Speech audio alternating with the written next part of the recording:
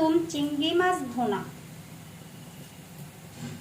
পেঁয়াজটা আগে ভাজা লই।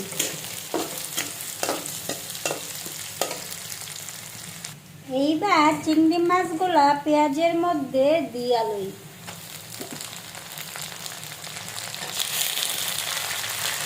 তারপর পেঁয়াজের সাথে চিংড়ি মাছগুলা ভালো করে ভাজা লই।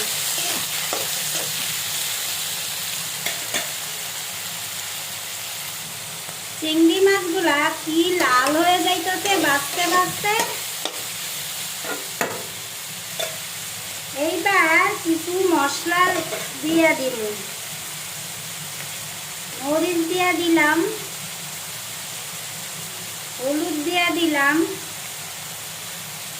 একটু ধনিয়ার গুঁড়া দিলাম, একটু আদা রসুন আর জিরা বাটা দিয়ে দিলাম।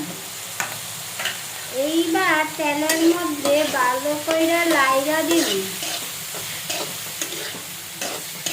আমি কিন্তু একটু পানি দেই নাই, লবণও দেই নাই, লবণ দিয়ে দিব।